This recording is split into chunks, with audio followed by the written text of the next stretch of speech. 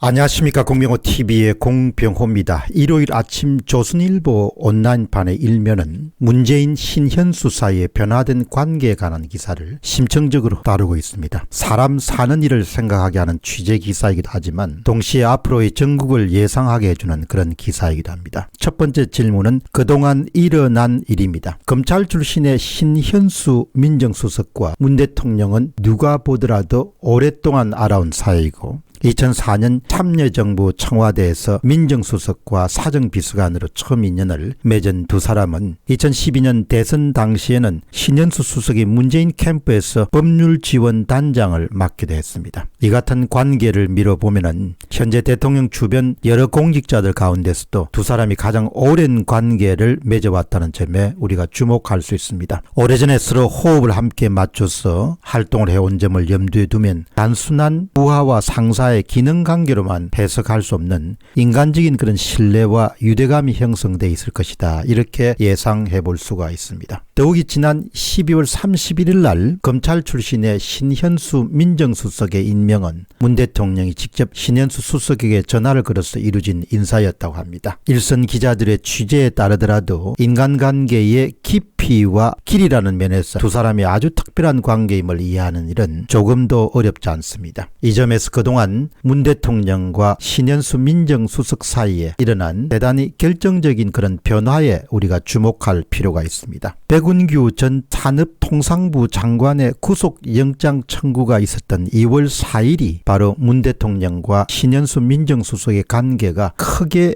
기존 방향을 선회하게 된 것으로 보입니다. 2월 4일입니다. 관찰자 입장에서 보면은 문 대통령이 이대로 신현수 민정수석에게 맡겨두어서는 안 되겠구나라는 그런 판단을 내리지 않았을까라는 그런 추측을 가능하게 합니다. 달리 이야기하면은 검찰 출신의 신현수 민정수석이 검찰과 협의해서 백운규 전 산업부 장관에 대한 수사 수위를 적절히 조절하는 것이 불가능하게 된 점이 바로 두 사람의 관계를 크게 털어버리는데 큰 역할을 하였을 것이다. 이렇게 추측할 수 있겠습니다. 이 같은 추측은 취재 기자들이 어느 정도 확인시켜줍니다. 김아지 기자와 이민석 기자의 취재에 따르면 다음과 같은 내용이 기사화됐습니다. 박범계 법무장관은 지난 2월 7일 날 이성윤 서울중앙지검장을 유임시키고 심재철 법무부 검찰국장을 서울 남부지검장으로 영전시키는 내용의 검찰 고위 간부 인사를 발표했다. 일요일 검사장 인사 발표는 전례가 없는 일이었다. 본지 취재를 종합하면 이것은 이광철 민정비서관이 주도한 것이며 신현숙 민정수석은 그 과정에서 완전히 배제된 것으로 전해졌다. 마지막 문장이 압권입니다.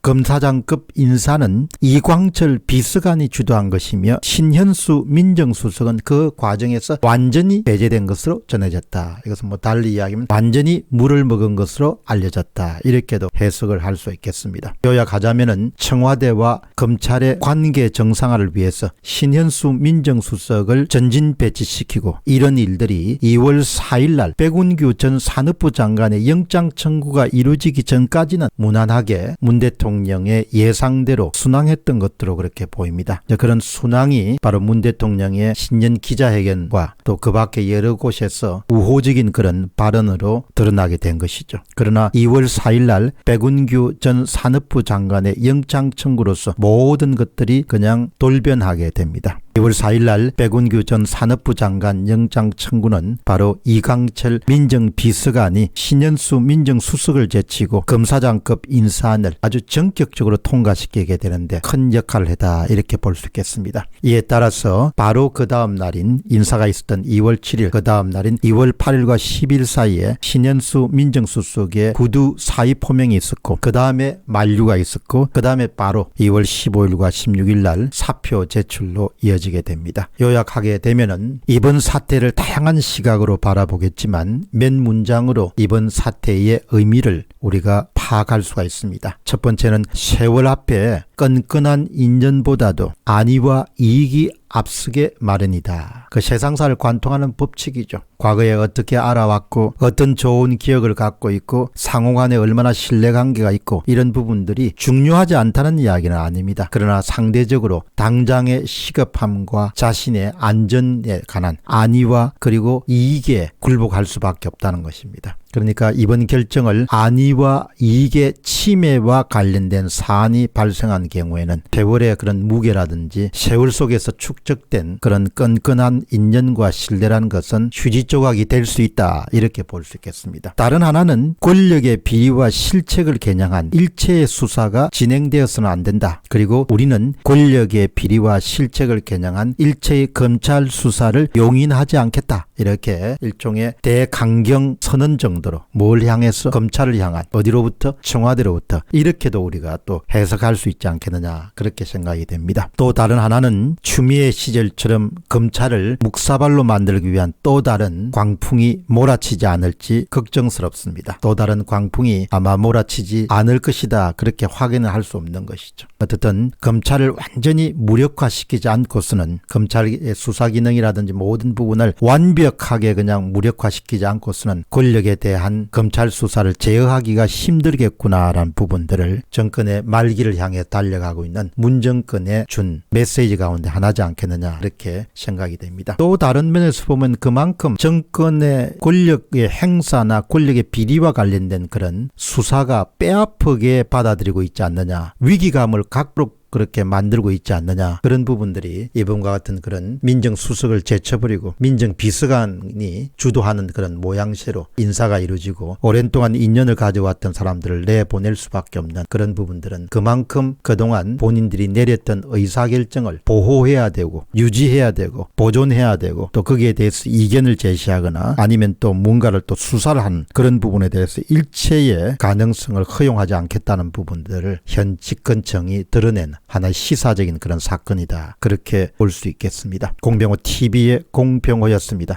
감사합니다.